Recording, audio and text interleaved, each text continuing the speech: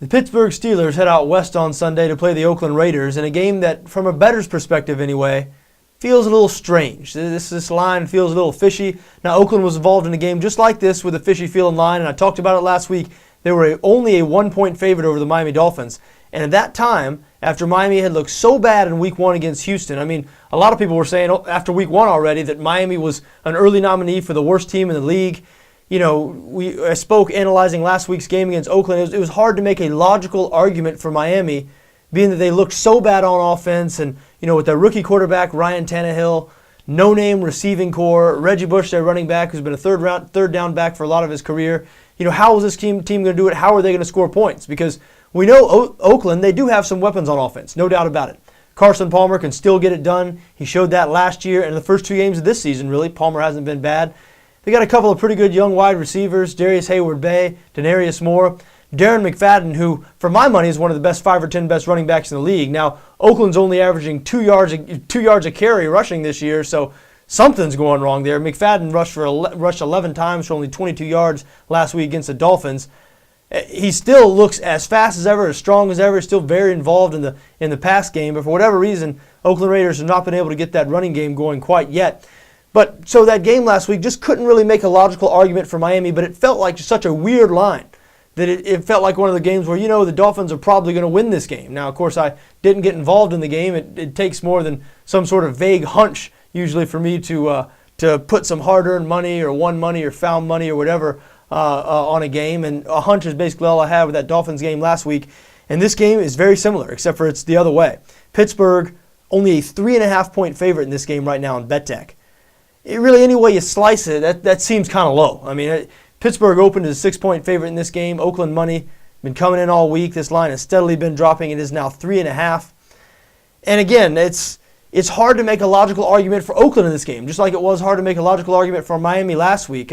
Pittsburgh really better than Oakland all around, in just about every phase of the game. Now, I know the Steelers are going to be without their 2 best defensive players, James Harrison and Troy Polamalu, for this game, but those guys missed the game last week, and Steelers looked just fine in routing the New York Jets 27-10. A Jets team that, if we're going on the first 2 weeks of the season, is better than the Oakland Raiders. I mean, the Oakland Raiders just were blown out by the Dolphins, and to me, the big concern for Oakland here, how are they going to stop that Pittsburgh passing attack? Ben Roethlisberger has shown that, he has great chemistry with those young wide receivers. He's shown throughout the last couple of years, really, and in the first 2 games of this season, he's an elite quarterback. The Steelers are no longer one of those run-first teams that pound the ball. I mean, they live and die on the arm of Ben Roethlisberger, and they usually live because he's good. The Oakland pass defense, very bad. Terrible last year, one of the worst secondaries in the league.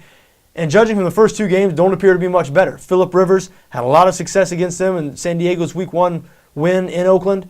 And last week, they made rookie Ryan Tannehill look like a Pro Bowler after Tannehill looked completely lost against the Houston Texans. So not really sure how Oakland is going to stop that Pittsburgh passing attack.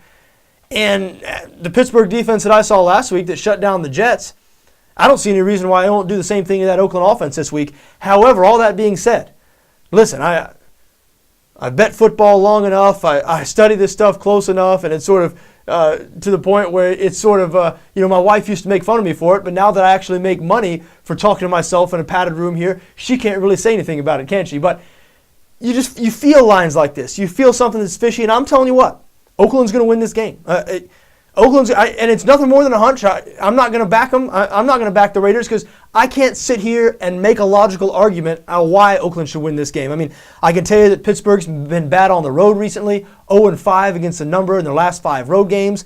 I can tell you that the underdog in this series, 6-2 against the spread in the last 8 games these 2 teams have played against each other.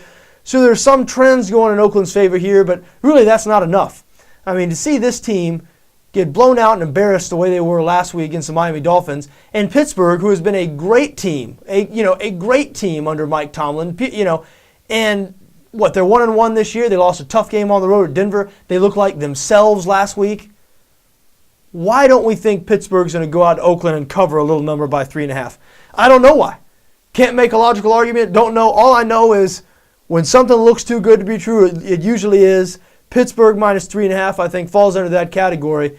If you're bold, if you can convince yourself, I think an Oakland wager might be a good idea here. For some reason, I just have a sick hunch. It would be just like the Raiders. This team is such a unpredictable team, unpredictable, undisciplined team. They have been for years. It was thought to be a new era in Oakland now. Al Davis is dead. Mark Davis, his son, now running the team, really is deferred to Reggie McKenzie. He runs all football operations now. Dennis Allen, the new coach. A new era, but through the first 2 weeks, it's looked like the same old Oakland Raiders.